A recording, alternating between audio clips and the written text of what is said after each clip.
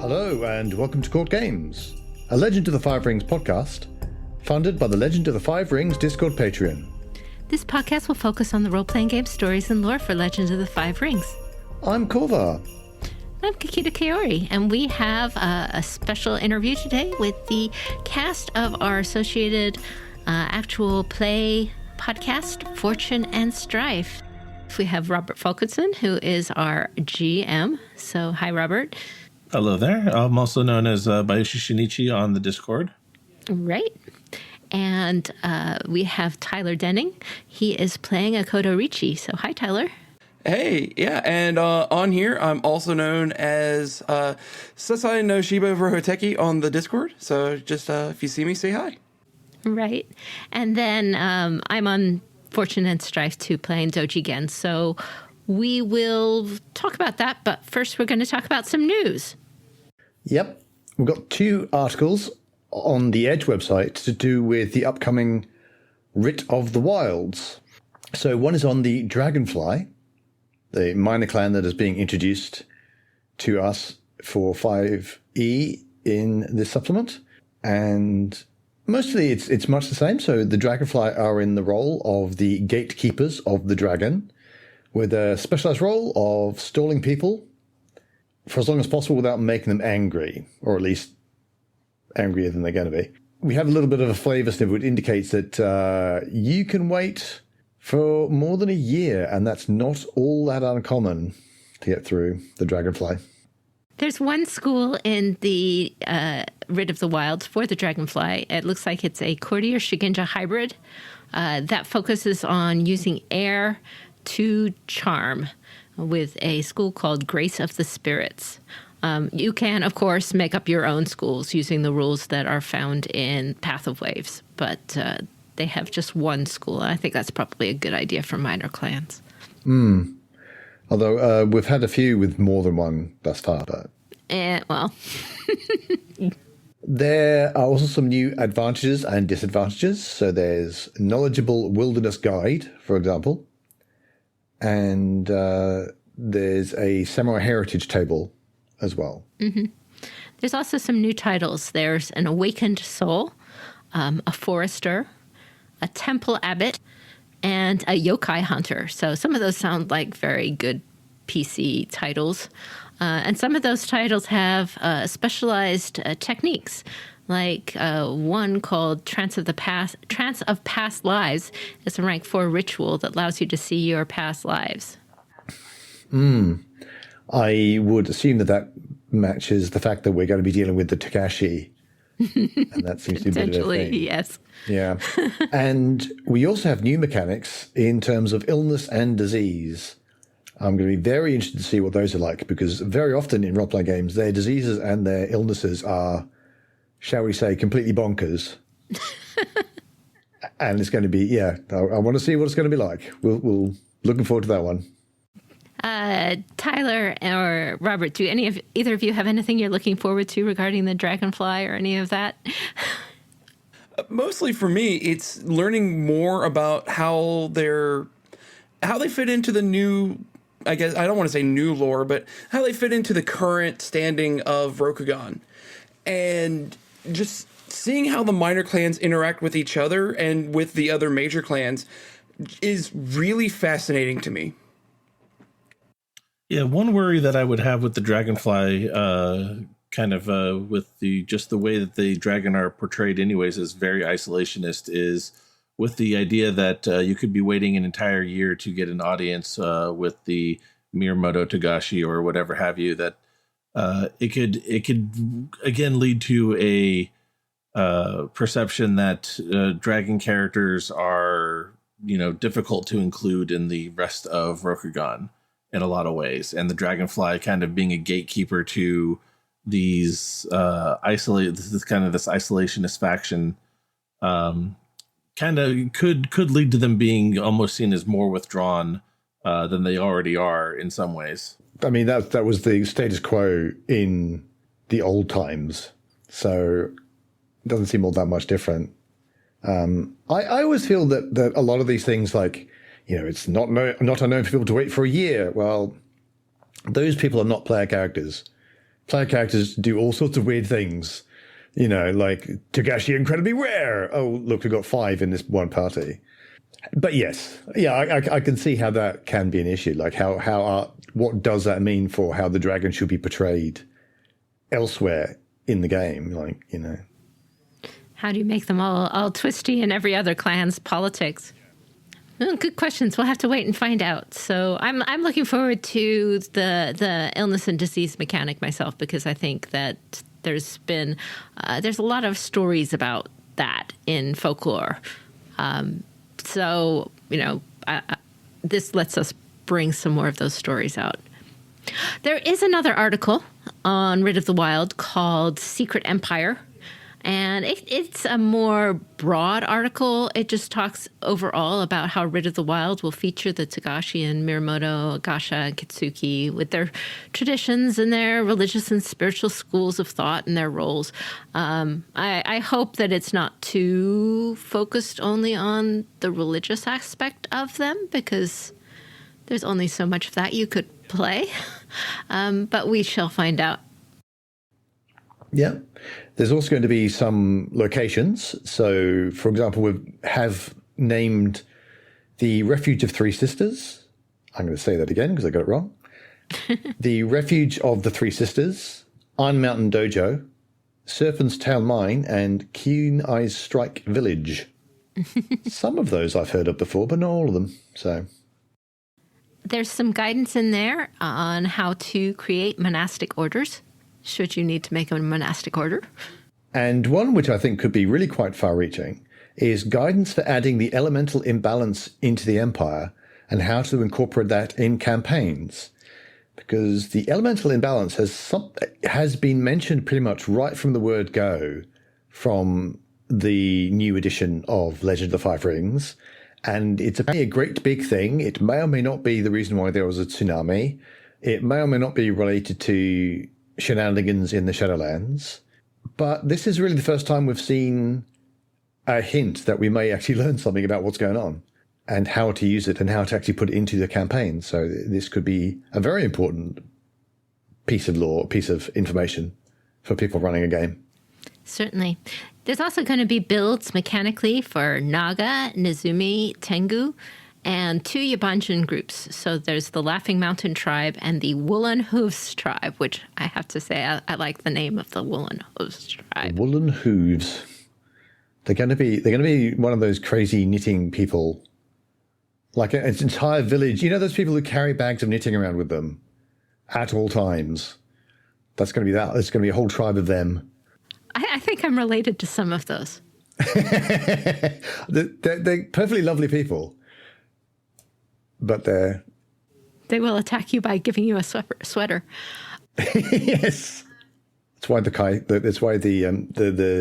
Kaito left. Didn't have anywhere to put the sweaters. Robert, Tyler, is there anything in there that sounds good in terms of like non-human races? Oh well, non-human races will be interesting, but I think the elemental imbalance guidance and possible mechanics will be really good. I've been running a campaign that kind of centers on it, and making it up as I go along is fine and good, but it'd be interesting to see what the designers have in mind for how they want to portray that in the game. You have to wonder what happens if it turns out that it's completely different from what I was doing. Exactly, and so you make small adjustments here and there with that. Yeah, for me, like, I love having the idea of people being able to play the non-human characters. You know, the Nezumi, Tengu, Naga, that's all fantastic. For me, it's not a big deal because I prefer playing the more, like, the human samurai kind of characters. But just having the option is exciting regardless. Well, we'll find out all about it in, I believe, Q1. 2022. So I'm beginning to wish that some of these things were out for Christmas. I'm having to do my holiday shopping. Unfortunately, not until next year. So I just have to save up until then. I thought we could talk a little bit about Fortune and Strife and talk with our guests about it. Though maybe, Kovar, you want to ask more of these questions if I'm going to answer as a cast member instead of your co-host. But we've been talking. We've just finished our interesting elements series, and we just finished talking about deserts. Since we're starting in on that sort of environment for season 2, and it just seemed like it was a really good time to talk about where we've been, who we are on Fortune and Strife, and maybe some things about where we're going and why people might want to listen. All right. So let's get started at the beginning. How did Fortune and Strife get started? Well, Seabass, who's the administrator for the Discord for the L5R community, kind of came to me and asked if I wanted to audition for the role of running an actual play. He and I had talked off and on for a couple of years about my experiences GMing and running games through L5R for a while, and I was really flattered that he came to me and asked me to participate in this. I hadn't caught on or paid attention that there was auditions going on, but it was quite nice to be asked to audition for this role, and I'm glad in the end I was selected to run the show here. Yeah, it was just one of those things where the application process started, and for me, I wasn't even certain if I wanted to try out for it, but I love listening to actual plays, especially L5R actual plays, regardless of the edition. So I was like, you know what, let me just go ahead and shoot my shot, see what happens. Got into an interview, and then got told I was a part of the cast. So it was real fun and a great experience. It has been a lot of fun for me. I saw the auditions come up too, and I auditioned as well, and got the role that way. And I've never done anything like that before, so I don't even listen to actual plays that much, or didn't. So it was quite a big new experience for me. Yeah, no, it was pretty interesting. We were kind of selected and put into a couple of different groups with different GMs and players, and the GMs were asked to each kind of construct a one-shot to play out with your group. It would be recorded and then listened to by Seabass and a couple others to kind of select who they thought had the best chemistry together, best kind of ability to stay on mic and or on character on mic and things like that.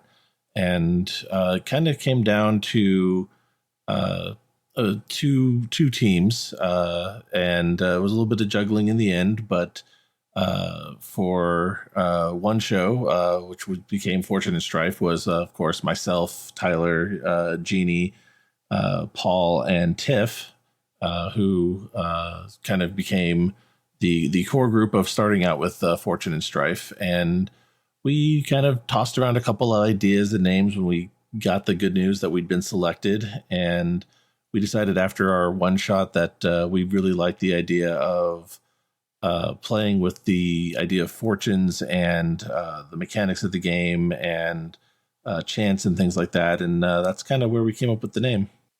So what themes are you exploring in Legend of the Five Rings with Fortune and Strife? You talked a bit about some of them, like, literally Fortune and Strife and the game mechanics and things. Do you want to talk about that a bit more?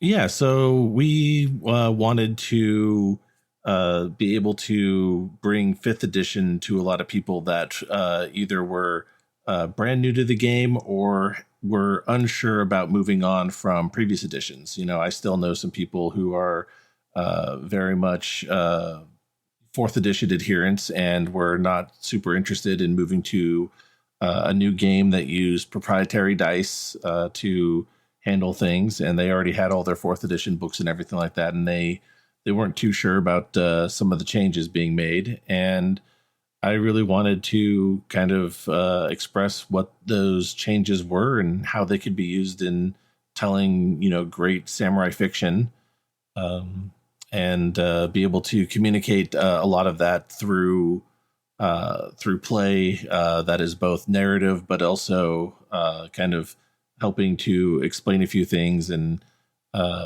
demonstrate it to the public so that people could have an understanding of, oh, how does this game work when it has, different things like conflict mode versus narration mode, and the different symbols on the dice, which are, a bit different for people that are used to rolling, your standard math rocks. Math rocks have their places, I think. Oh, absolutely. And these are still math rocks. You're still counting things up. It's just slightly different symbology is all. Yeah. I know that in terms of themes that I wanted to explore with my side of the world, I was just very interested in the aspect of dealing with change, dealing with kind of natural disasters, and how you take one character and shift them through the aftermath, how that impacts their view of the world.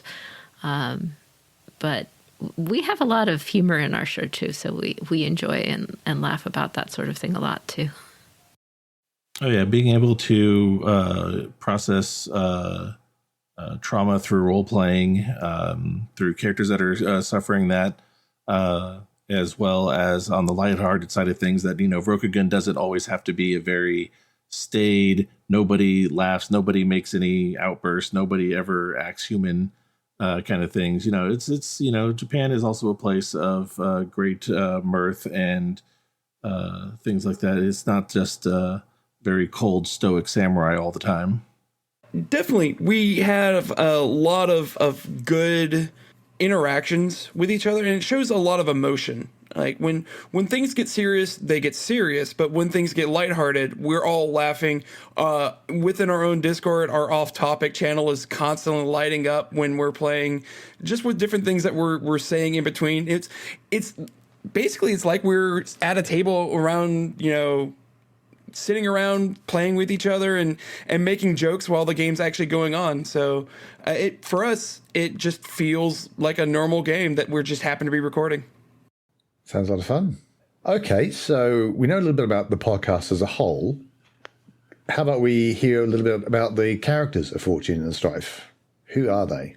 So yeah, I play Koto Ricci, who is a Kitsu medic, the son of a commander duelist couple, and he specializes in dueling himself.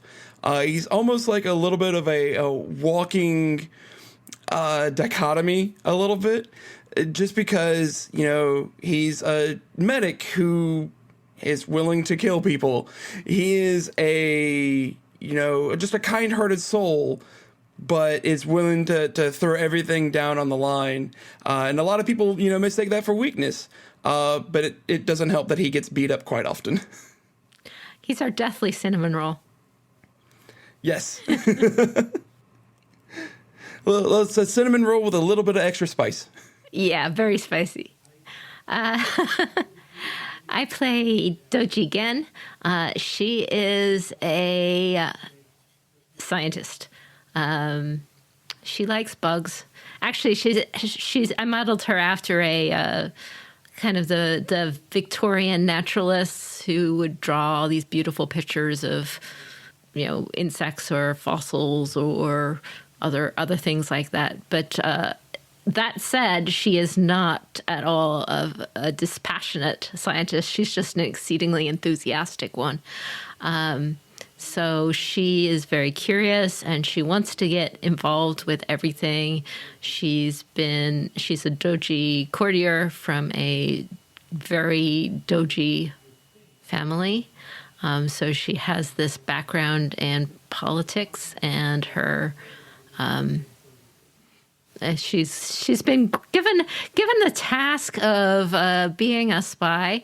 But she doesn't like that at all. She just wants to draw pictures of bugs. Just being simply observant and then being asked to make detailed reports. That's all. Exactly. Just sometimes she's asked to observe things in places where she shouldn't be in the first place. So I have a good time with her. I really like the character a lot. So And that brings up another thing that we really have been expressing with the show is the idea of the kind of natural philosophical world of science and reality, but also knowing that takes place in a world with magic and spirits and gods that could be seen as capricious or disinterested or dispassionate at the very least, is an interesting side, especially when you include Shugenja, or in the case of Paul, a kitsune masquerading as a human, and who's been playing with the lives of mortals for quite some time. Yes, Doji Gan has a bit of a chip on her shoulder about the whole supernatural world because they were very mean to her. But that's so we don't have everyone from the cast on today. So who is left?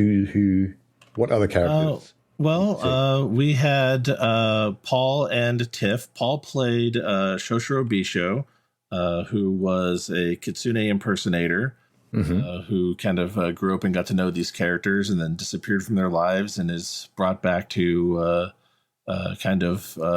visit with them at the funeral of a dear friend at the beginning of the game. And then Tiff was playing Kuni Yui, who was a Kuni warden, and they were great cast members, but they have moved on to other projects that they've been working on for quite some time now. And right now we are down to myself and 2 players, although we are looking to expand that again and move it back to a 3 or 4 player game coming into season 3. Right. So you've got multiple seasons.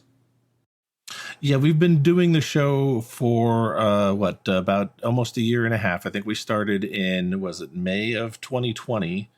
And so we've been going on. We've got about 40 or so episodes released over that time span, which is pretty good. We took some time for the holidays and then had a bit of a cash shakeup as they moved on to other projects. But yeah, we've just released our 10th episode for season 2, and we're hoping to continue that story arc and then move into season 3 with some new cast members. So could you give an overview of season 1 in that case? Sure. So season 1, I kind of call A Father's Love, and it details the story of how our characters all kind of came to know each other. So I went through this backstory kind of questionnaire that I did with the players kind of during session 0 that detailed a time when they were much younger, like 5 years in the past from our current game, and how they were sent to Shiromatsu as a winter court as kind of part of their training to lead up to their Genpuku and things like that. And the different adventures and shenanigans that children at court might get up to, and why that would kind of bond them all together as friends. I think we burned it down. At least there was a small portion of it that did burn, but that fire did help to teach people to work together and who they could rely upon. And we secretly learned who did set that fire in the beginning because they were careless. Bisho, as things usually turn out to be the source of many issues. And then after that kind of questionnaire that really kind of got to the backstory and why these people were so close together and why they shared a friendship with a NPC Ryuji, Suzumi Ryuji, a Sparrow Clan samurai. They returned 5 years later to the Sparrow Lands to say goodbye to his wife who just passed in childbirth. And that's kind of the start of it. And then there is this conspiracy between the Phoenix and the Sparrow over kind of possession of Ryuji's new child, baby Mariko, who possibly has the gift of an Ishiken. And this is kind of the main thrust of much of what happens in season 1. Then there's a bit of a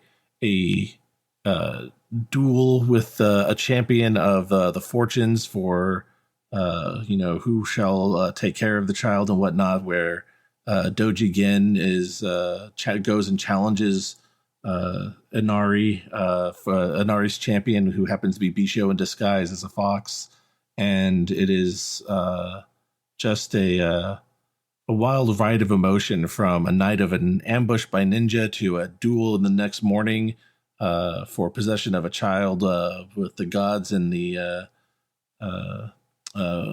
spirits all watching over it. The whole thing. It's an interesting run. I really enjoyed it. Mistakes were made, and stakes were made, stakes were raised, and there was quite a bit of drama, and a lot of it really powered by the players, which I really enjoyed. There was definitely a kind of a script that I had written, and we got through most of it the way I had written it, and then because of just the way the players really take control and are such strong personalities, they moved it into places I was never expecting. The whole duel at dawn over a rice field over the Golden Sun Plain was one of my favorite parts of the first season. It was really good. I really love that part. Okay, so speaking of cool things that happen in, what would you say were the best bits of season one? The things that really stand out? Oh, man. Honestly, any of the drama parts for me. So the duel over the rice field was a big one. I don't want to get into too many spoilers, but where we thought the story was going to end and it just kept going, that one was a big one for me. And eventually winding up into the Kitsune Mori. That was a blast. Just the entire part while we were there was really interesting to see how everything kind of, came together, and, we started tying up those loose ends, and had a lot of good character development during that time frame. So just any of the as much as I hate to say it's like a cheesy kind of part, but all the high points are like the big things for me because they stick out to me so well. For me, I like the smallest moments, some of the best, like having dinner and getting drunk and talking about, seeing Ricci talk about his past, and some of the funny things there are just gave me tears in my eyes. They were both funny and sweet. So I really just enjoy some of those little moments very much. There's been a lot of them. The bathhouse bonding and the kind of after dinner drinks and kind of being both sharing funny stories that are getting the players to roll out of their seats, and then some of the moments that then all of a sudden turn a little bit morose as you kind of stare down into your cups and share kind of that pain that's been weighing on you for some time, and the way that can shift conversations. I mean, they would just feel, so real and natural. I really enjoyed those parts as well. Let's see. I would say that definitely the challenge to the gods was one of the big high points, I think, when Bisho is appearing in the form of a giant fox to try and save Maruko and get her away from this danger that has befallen them, and Gen and all of her hurt and pain and frustration at the fortunes and the supernatural world that seems to want to do whatever it wills with humanity without caring about it. Literally challenges them to a duel, and just I was moved as well as taken aback and really surprised, and it drove a large portion of our game going forward, and that's probably one of my biggest highlights. Right, so Legend of the Five Rings it's got a lot of lore, it's got a lot of background, it's got a lot of challenging things in it, a lot of potentially, troublesome aspects to it. It's also very much based on a culture that's kind of different to most of ours. I don't think any of us are from 16th century Japan. If not, you've been holding out on us. That can lead to some challenges in any game, but you're kind of doing it all publicly. So what have been some of the challenges for you in Fortune and Strife? For me, definitely it's making sure I get that tone correct. It's because there's that very, very fine line between appreciation and appropriation. And just making sure that we're on that side of appreciation is really the key point, but it's the most difficult point because it's very easy to cross that line and not even realize it. So we have to kind of be very, very conscious about that and how we present things, and even some of the storylines. We've been like, let's roll that back a little bit, make sure we're on the right side, and then go at it again. We've done that several times, and I'm always been happy with our results and how we've tried to ensure that we're good on that regard. I think that's a big point to know that there is a level of trust in the cast that we can try something out and immediately call each other on it and be like, that wasn't quite working for me, or I'm not really feeling that is either in character or appropriate, or hey, let's try to reframe that. And we've all kind of helped keep each other honest on those regards. This is especially true moving into our second season, where we find ourselves in the Burning Sands, where now we're tackling a totally different culture that we're kind of experienced or have a lack of experience in, going from, Japan to a more, Middle Eastern style of setting with the L5R. Yeah, we were talking about that a bit, yeah. Yeah. For me, when you're playing a game that works with these extremely emotional storylines, like that are very personal to your character, there's a vulnerability that comes with that, especially when there's some inter-party conflict, but you don't want the PCs to be the players to be in conflict, but you have characters in conflict. That's a challenging aspect because it's hard to make sure you're doing that right. So that was certainly a challenge of storytelling in a world like L5R. The other thing is just trying to keep. We try in our play to do real-time speech rather than so we will say the words our characters say. Not every actual play podcast does that, as far as I can tell. But if my character is going to be yelling at your character about something, then you get to hear me yelling at you.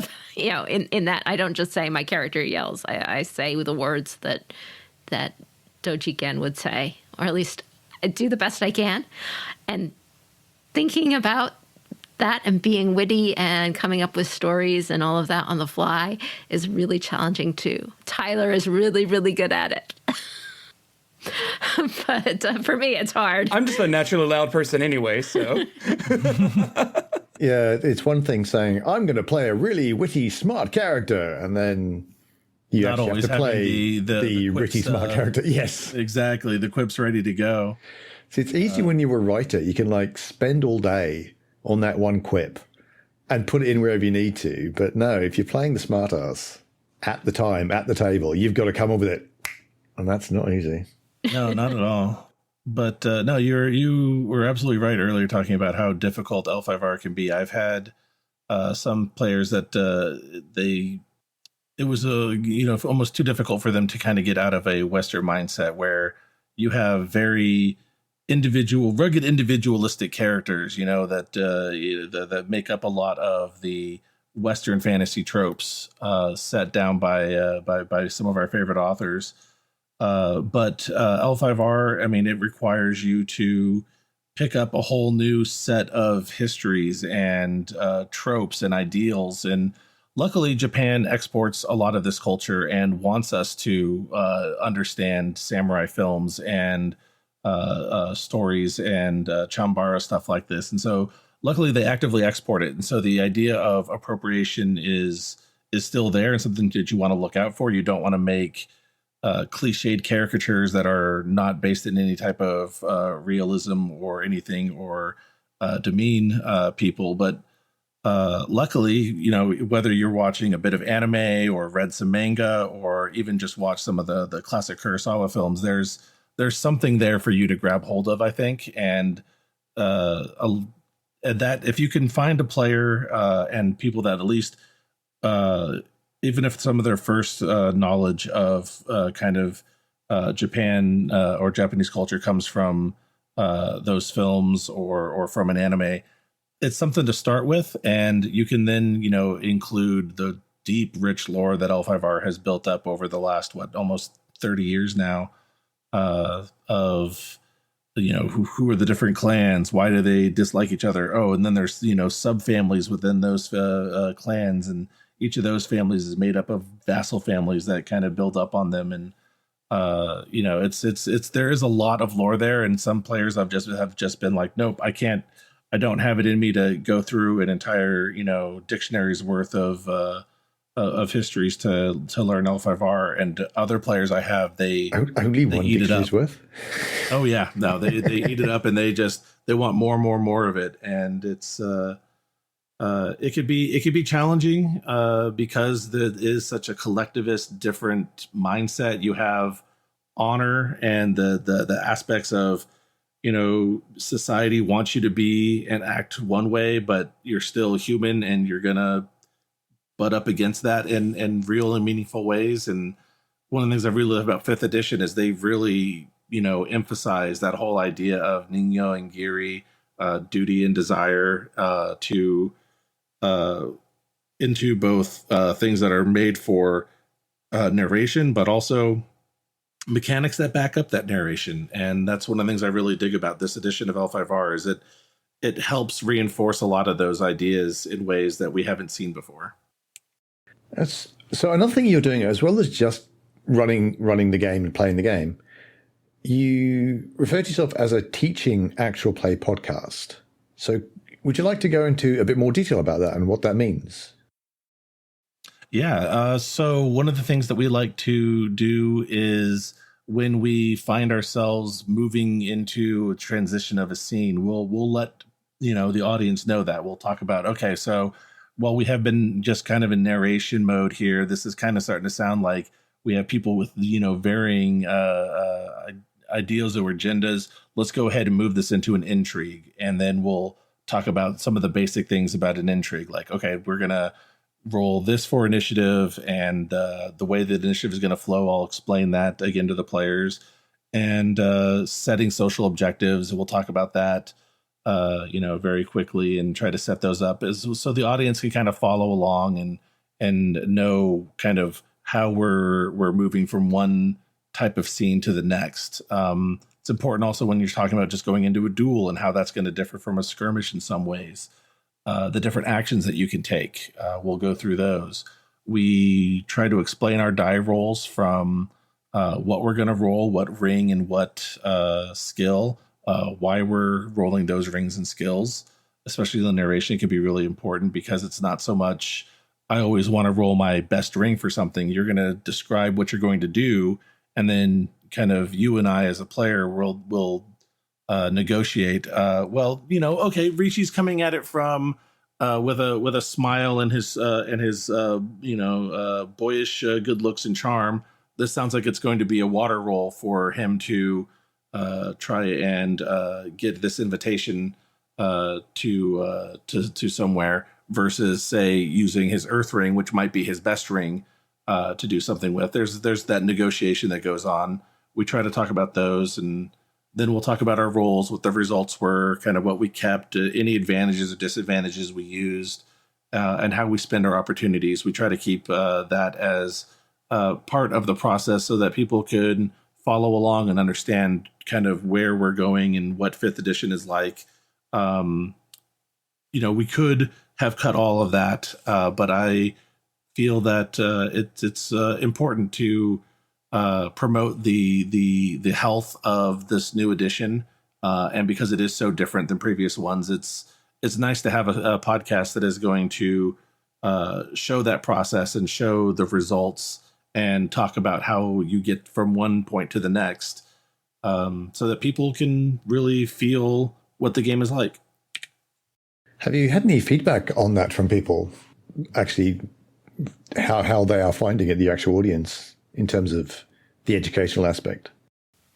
We haven't gotten a whole lot of feedback. I do have to say that our L5R players are decent listeners, but they're not necessarily great on providing a lot of feedback. But I do know people who have redirected each other to our show, and specifically asked for that sort of content in there so that they can understand how to do it. That feels wonderful. I know on multiple occasions I've come into the Discord and someone has said, I'm having a big time struggling with intrigues. And someone else will be like, oh, well, listen to Fortune and Strife. Like, this episode here has a really great introduction to intrigues. And I think that people sharing the podcast, even without us pushing it on them in that way, has been really rewarding to see, and just really makes me feel like we're actually contributing something to the community's ability to understand this new edition by just watching the way that people will share it and use it as examples, and as a way to, that's kind of where we've got the idea that we're kind of a teaching podcast for the game. Mostly it puts a lot of work on Tyler there. I don't think it's that bad. But I will say the one thing for me that is a big thing is that because the 5th edition of L5R uses a unique dice set, it almost immediately turns people off. And I've talked to a lot of my own friends who are like, oh, unique dice or proprietary dice? Nah, I'm not going to play it.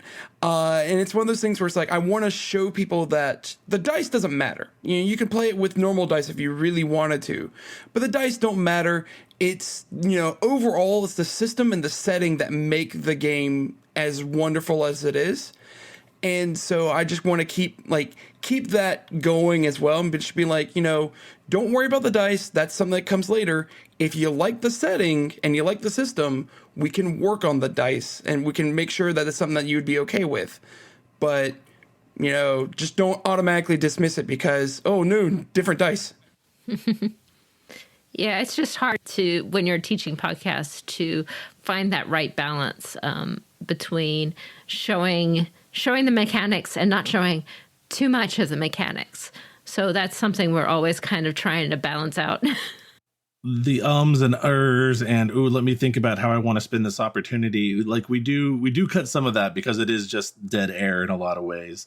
So we've kind of come up with, we've come up with different protocols to try and do the best of, presenting the die roll, what you're going to be doing, kind of making a cut there, and then discussing it, talking it through, watching the dice bot go through things, and then coming back around when we're done, kind of adjudicating all of that stuff, and then presenting the results that we got to the listeners in a way that is much quicker and more direct than the waiting and the thinking and the tapping of the chin, waiting to come up with the idea and the spark of how you want to spend something is a whole experiment that we've been going through this whole podcast.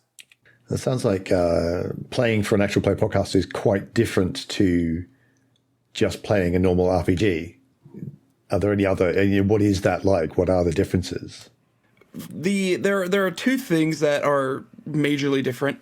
One is make sure you don't talk over each other because we're recording it. So obviously if two people are talking over each other, then nobody's going to hear what's going to go on. And it just becomes a whole mess in that regard. So we definitely have to make sure that someone's complete idea is finished before we move on to the next sentence or the next speaker. So that's definitely the big thing, especially online when you can't see when someone's actually done talking. You have to listen for it. That's always a tricky part. The other part for me is not getting distracted because I have a computer in my hands. And so it's really hard to not fall down the rabbit hole that is Wikipedia or pull up Reddit or Discord at the time. It's trying to maintain that focus while in front of the limitless knowledge of humanity in front of me.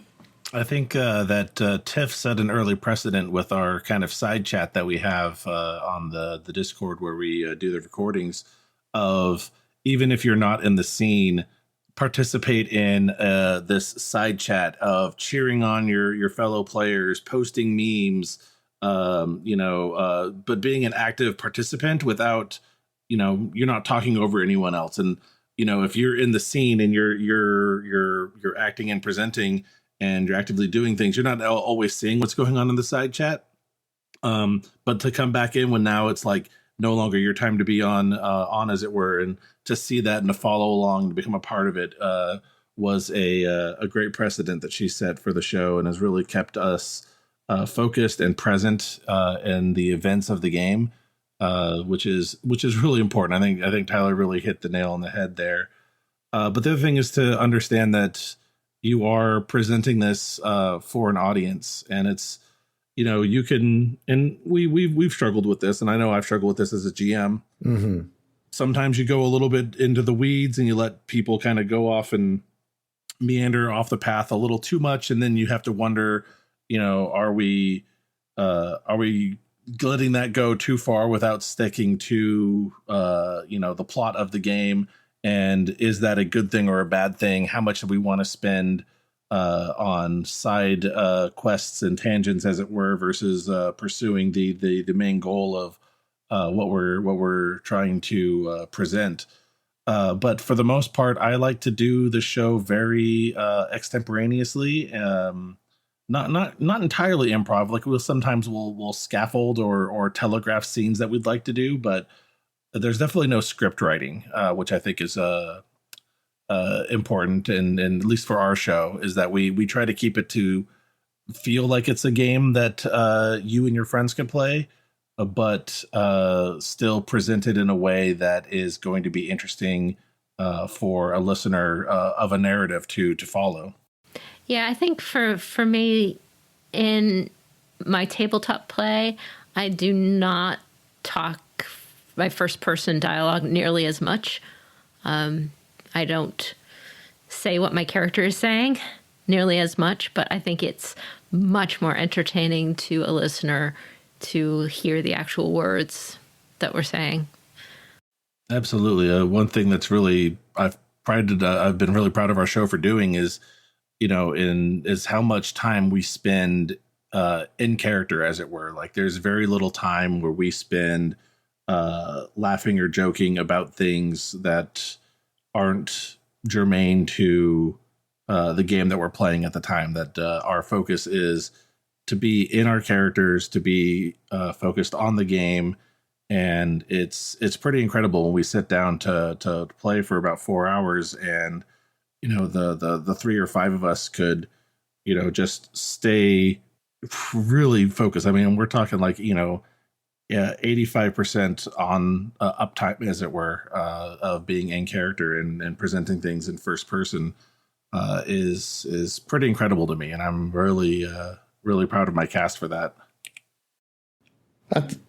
It sounds like a good challenge, but one you're kind of enjoying. And oh, absolutely, it is, but it is definitely very different to know that you are trying to present a narrative to people for entertainment than just entertaining yourselves for the week. Yeah. So are the things you do specifically to try and bring the role play to life, specifically for a podcast? Well, I think Tyler could speak a little bit to that. Yeah. Yeah. So for me, I do two things in particular. One is I have to put more emphasis on my voice, because if you ever actually get to meet me in person, I talk a lot with my hands, and I do a lot of facial emotions, neither of which translates very well over an audio format unless I hit the mic with my hand. Right, I mean, as I'm nodding along right now in agreement, no one can really see that. Yeah, absolutely. So it's definitely making sure I have a lot more emphasis on my voice, and specifically for Ricci, because this is the first time I'm doing this more on the player side, is, I'm using the same voice, but I'm changing some of my inflections, I'm changing some of my pronunciations when I'm playing as Akoto Ricci. So it is still a different way of me talking, but it's, still my voice, but I'm changing it a little bit to fit the character. So that kind of gives a little bit more extra emphasis for me on that regard. The other thing is I do a lot of the stuff that I normally do in person when I do role playing, which is I am that kind of player that I love to negotiate, but I usually tend to negotiate for the wrong things happening to my characters. For instance, without giving any kind of spoilers, the last session that we got to play, Ricci got a little angry and did a bit of an unmask and went very ragey in some regards. And so Ricci does not have a great fire ring, but the entire time I'm sitting there going like, can I just use fire ring for this, even though it's bad for me?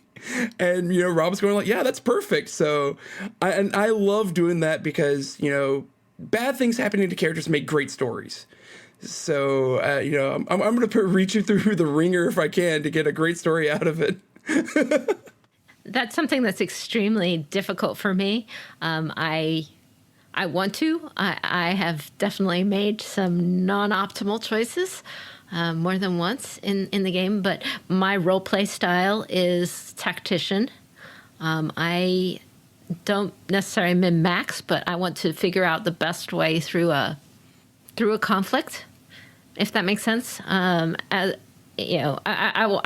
want to know, I want this technique. I think this one will be the best. I'm going to use this, and I'm going to do this and this. That's just my role play style at the table. So trying to back off a little bit from that aspect of playing an RPG and get more into the real role player side is actually a challenge to me. I also get anxious when I'm doing that and trying to figure out how to do the role play thing and the tactical game that I'm trying to do the best I can at the same time. And that's just something that's a lot of very hard for me. And sometimes I kind of shut down or get myself in a fluster about, but I'm working on it. Oh, but you're doing great. Yeah, no.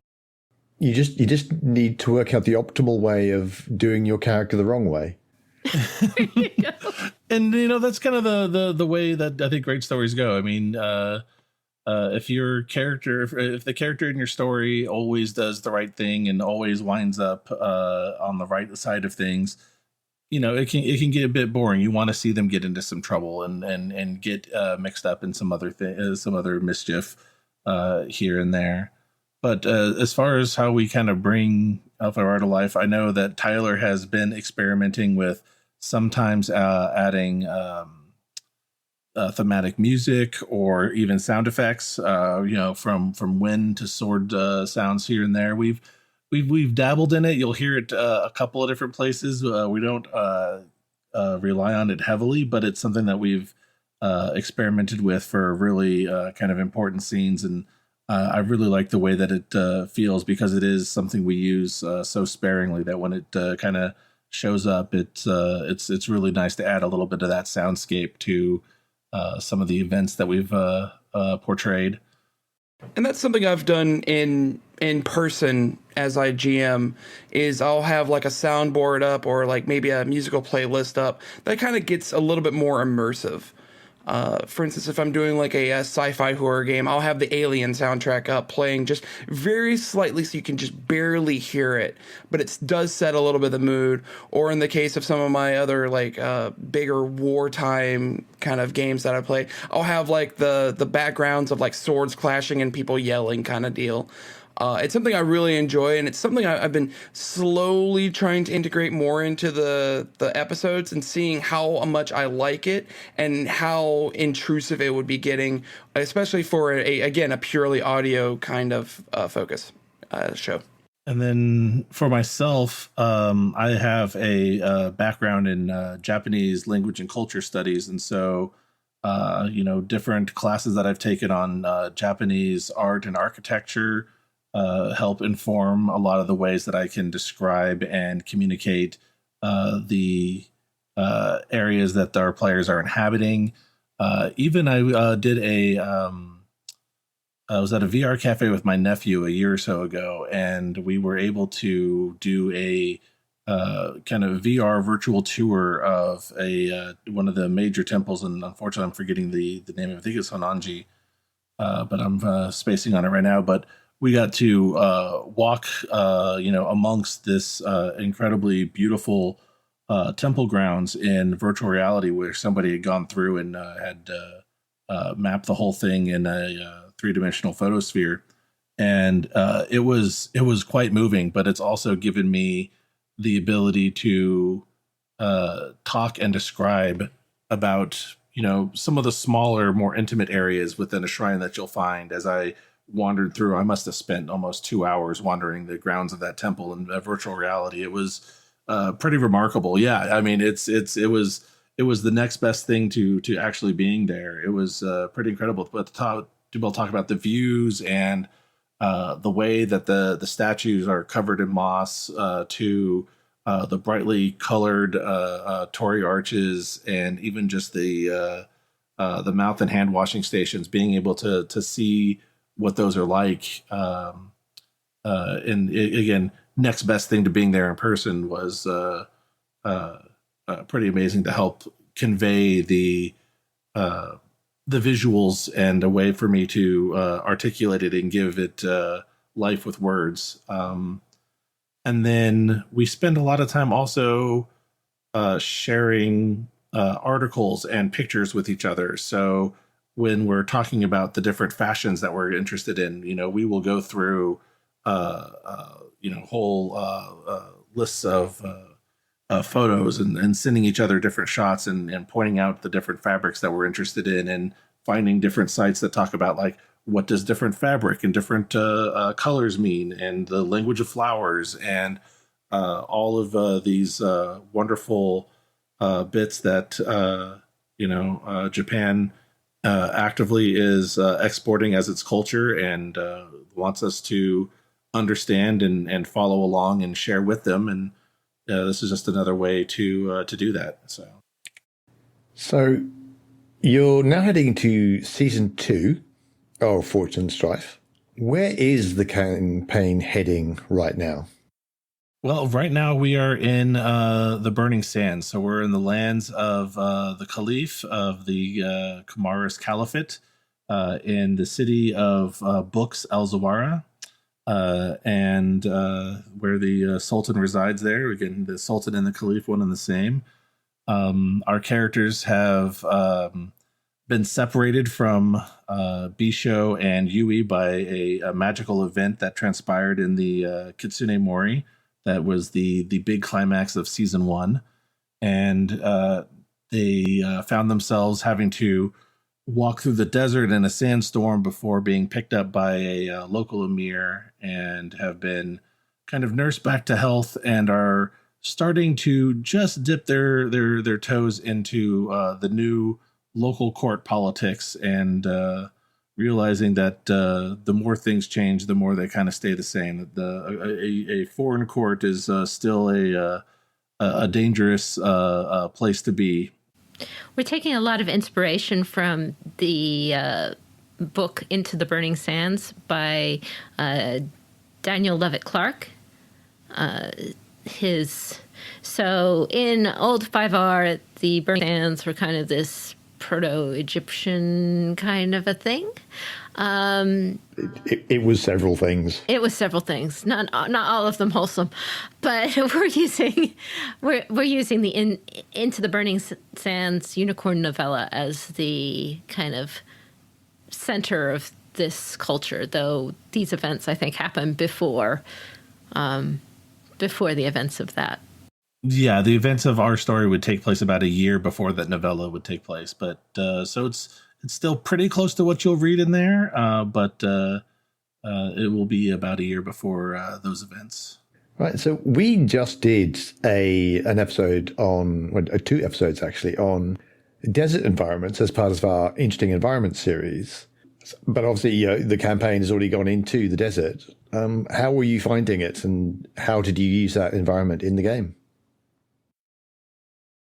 Environmental effects are one of those things that can be somewhat difficult to always present in a way as a challenge for role-playing games, right? There's so many stats for what a sword or even just a stick in the hand will do when you swing it at somebody. It's much different when you're worrying about what is thirst and exhaustion going to look like. And I really enjoy the different conditions that L5R has. That one thing is generally between each scene, you're able to reset your strife and your fatigue to about at least half of what it would normally be. But when you get exhausted, condition on you, that's no longer the case. So as your strife goes up and up and up, it's difficult to get back down. Or in the case of Ricci, when your fatigue starts to go up, you might wind up with suffering a crit as you are trying to struggle against the whipping, scoriating sands of a sandstorm. And they build up real quick. Mm-hmm. And it's difficult to get rid of it when you haven't had any food or water or sleep for several days before you finally go down to exhaustion. It's depicting it is definitely you want to have it be daunting and treacherous, but you don't want it to be impossible. So you don't just set impossibly high TNs. You set target numbers and use conditions in ways that will say, all right, so meet X or suffer Y is a good thing. Using shortfall for when they do fail those checks is important.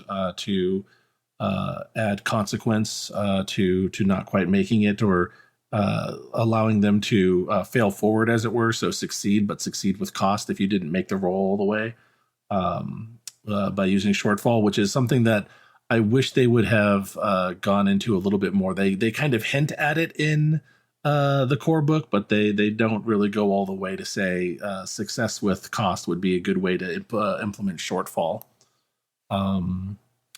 But so I've played with a little bit of those ideas from other games for kind of some of the stuff that we do in the desert. But it's mostly just the piling up of the costs and the expenditures, and then not being able to easily shrug them off is one of the things that I think really helped communicate the danger that the players were in when they were trying to navigate that very foreign environment. Especially Strife. I think having that emotional bar, health bar, if you will, works really well when you're talking about people who are under, significant environmental stress as well. So I think that one in particular, because it's easy just to rattle down fatigue. Because once you become compromised, you can no longer keep dice that show strife symbols on them. And so it really represents the idea of that you're exhausted, you're dehydrated, you're just fumbling everything, you can't concentrate, and you are just going to struggle to try and even meet a TN2 check. Even a TN1 check can be difficult sometimes when you just cannot keep any dice with those strife symbols on them. So together with the challenge of the environment, you got the challenge of a whole different cultural landscape to deal with. And we briefly touched on this, about how to do this well. So do you want to expand on how you are trying to face that challenge of trying to essentially portray not just one culture, not just two cultures, but those two cultures interacting?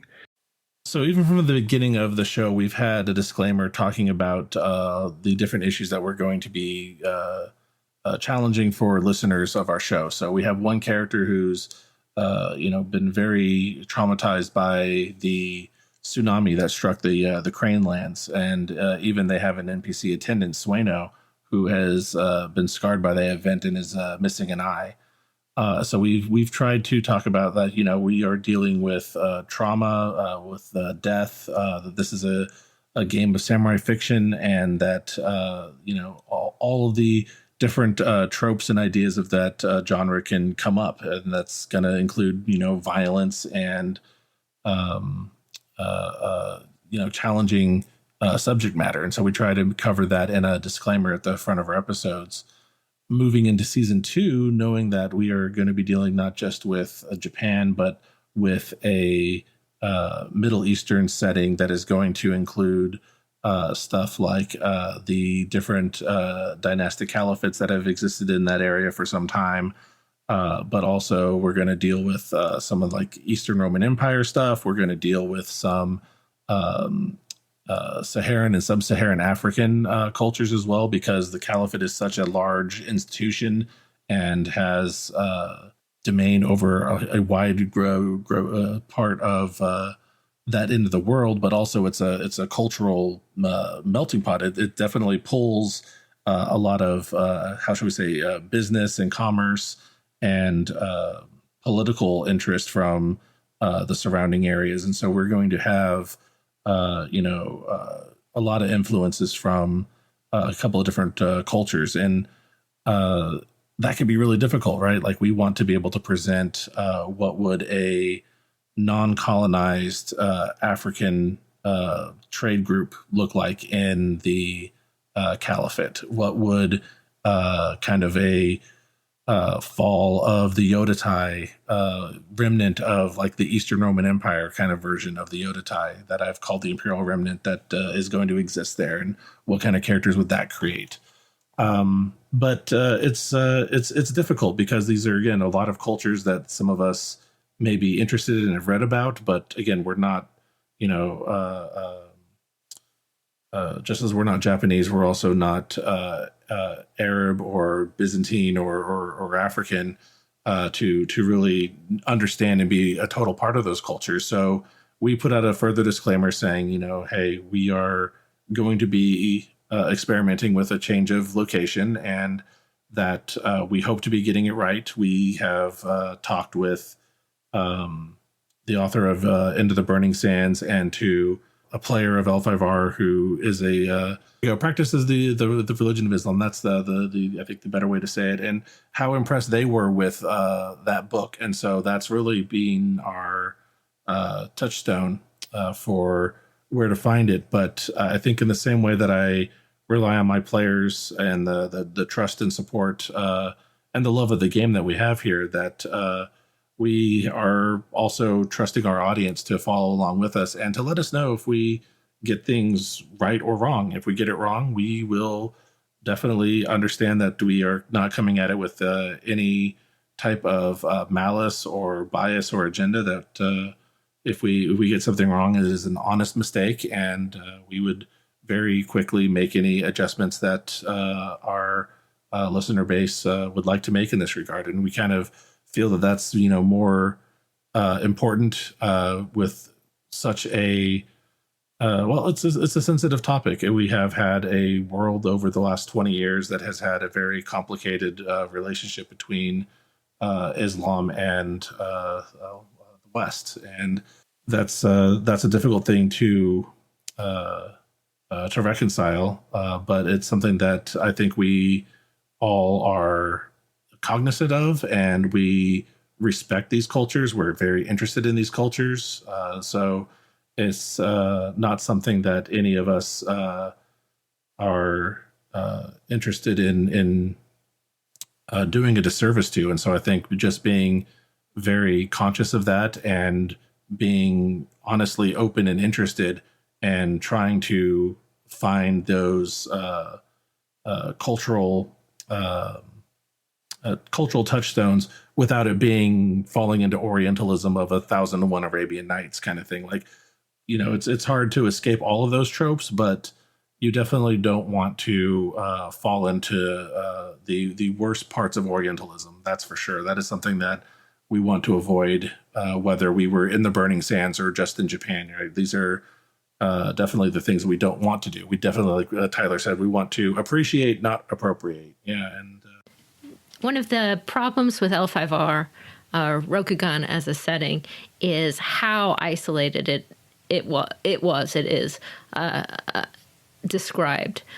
In Japan, obviously during the Edo, under the specific circumstances related to the Tokugawa shogunate, the society was extremely enclosed. But they've brought that into Rokugan under different circumstances than it occurred in Japan.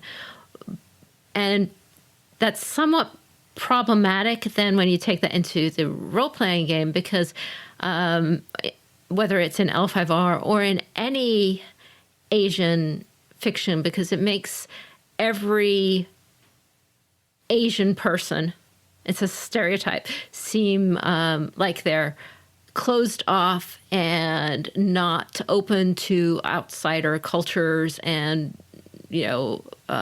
xenophobic. And that, we have a lot of historical records from people who were samurai, who were visiting Europe, who were visiting other societies pre-Tokugawa,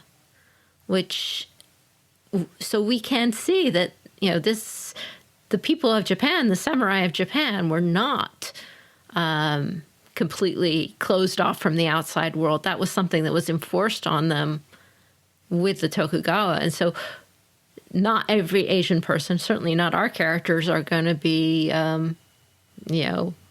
other cultures bad, my culture good, xenophobia kind of thing. When you look at different eras of Japan, you had a big fixation on cultures in China and in India that they looked up to and wanted to emulate in a lot of ways. And it wasn't until much later. I mean, that was like the kind of high-end period of Japan. But you're right, it's not till many hundreds of years later that we get to the Tokugawa shogunate and the isolationist policies. The idea that, that L5R should be closed off for hundreds of years is unfortunate, but that's one of the things that you kind of get with this 1,000-year history of Rokugan, and it's it'll borrow liberally from very early Japan to some of the intermediate shogunates, all the way up to almost the Meiji Restoration, and they'll pick and choose and throw in different styles of art and clothing and even ideals that can seem really weird to people who study Japanese history, but it's making up the fictional world we're in, because different writers and different artists have grabbed different materials to kind of grab their inspiration from, and it sometimes makes for some weirdness, but it's the game that we have, and luckily they've done a lot with the new edition since Fantasy Flight took over. One thing that I find really interesting that they've done with that is where we talked about how the Burning Sands was kind of this, Egyptian styling beforehand with the Sinpet Empire in old 5R. In the new edition, they've decided they've slightly renamed it to the Rinpet, and they were the people who the Caliphate kind of overthrew, and they were the people who were enslaving people and spirits beforehand. And from there, we now have the Quarmist Caliphate, which has grown from the Rinpet Empire. And so I like that even in L5R, we're going to use our weird past to inform our much better present and hopefully move things into a less problematic future. Right. So finally, thanks for all the discussion we've had so far. It's been really, really great. And I hope a lot of our listeners will go and head over to your show and grab a listen. But before we rush off, is there anything you would like our listeners to know about the show coming up for the future?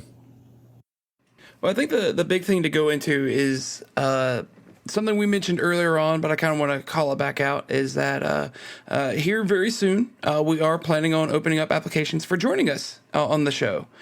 So just keep an eye out for that on the L5R Discord, on our Twitter, Facebook, Instagram, everything. Just keep an eye out for when we post those applications up, and get that into us. We'd love to play with you. Thanks for having us. We are really happy that some of you might come over and be new listeners and fans of the show. And please feel free to send us an application. Let us know why you'd like to play with us, what it is about L5R that you find interesting, what it is about the show that is compelling and makes you want to try out, even if it's just that you have a big love for L5R and you want to share it with other people. I mean, that's kind of where all of us kind of started from, and where we want to go from here. And as a note, as it comes to experience, it's like, I've never played an actual play, or I've never recorded myself before. Neither did I before this. So please feel free, come on over. Doesn't matter. Tiff was brand new to L5R, had only been kind of playing for it for less than a year before she joined the cast, and was fantastic. Don't worry about experience or in-depth knowledge. Jeannie and I both have pretty much master's degrees in Rokugani history. We can help walk you through things. No problems there. As long as you have an interest and want to learn more about this interesting new setting and ways to play around in it. Don't worry, we'll be returning to Rokugan soon, and when they make their way back across the burning sands into along the Unicorn Road. But that'll have to happen once they're done with wintering over in the Caliphate. The one thing I did want to talk about, want to mention for the future, is that we are starting in our most recent episode, and the next little bit, our next few episodes, is we're going to be using some of the Influence game, which is a homebrew set of rules available on the Winter Garden of the Kakita website for handling the mechanics of adventuring and dealing with court, albeit in a Kamarist court. So if you are interested in seeing the Influence game rules played out in RPG, well, you can listen to Fortune and Strife in this season too, and we'll be testing them out and seeing how they go. Yeah, so far they've been really interesting new ways of adding mechanics to narrative and narrative to mechanics, and that's always good when you can have one reinforce the other into a really good positive feedback loop. And it's been really interesting to give them a shot here for this game. And lastly, I'd like to say, if you'd like to support any of our efforts, whether it be here for the RPG podcast or our show Fortune and Strife, there is a CourtGames Patreon. So please, if you would like to support us, that is one of the best and most direct ways to do so. We also have some merchandise that you could find. I believe we have a link on our website at courtgamespod.com where you can find that on LootCat. Well, thank you guys for coming on our show. We really appreciate it. Hopefully some listeners will be able to check it out. We also wanted to thank our friends at D20 Radio and also our Patreons. We share a Patreon between the Court Games RPG podcast and Fortune and Strife. So if you support there, it helps support us both, which we really appreciate. Yeah, this podcast and our show wouldn't exist without the community, and we really depend on you for that support. So if you can, we understand that we're going into the holidays and money is tight, but if you can spare even just a couple of bucks here and there, or maybe after the holidays, we'd really appreciate it. Online, you can find us at our website at courtgamespod.com, on Twitter at twitter.com/courtgamespod, and on Patreon at patreon.com/CourtGames, which is also the Patreon for Fortune and Strife. Though you can find Fortune and Strife at both of those locations. And on Twitter, I believe Fortune and Strife is twitter.com/ L5R FNS. L5R FNS. Okay. But that is it for us this week. Thank you, Tyler. Thank you, Robert. Thank you, as always, Kovar. This is Kikita Kaori. May the fortunes favor you. And I have been Kovar. And until we meet again, keep your jade handy.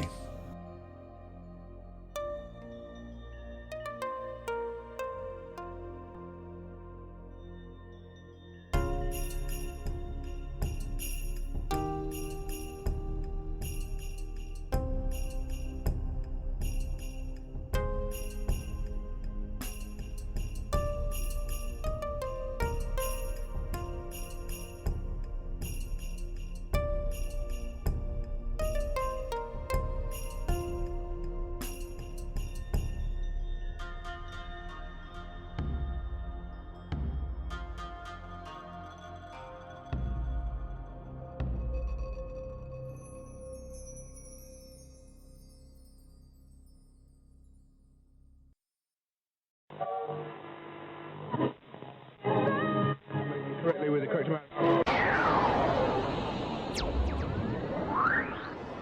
D20 Radio, where gamers roll. www.d20radio.com.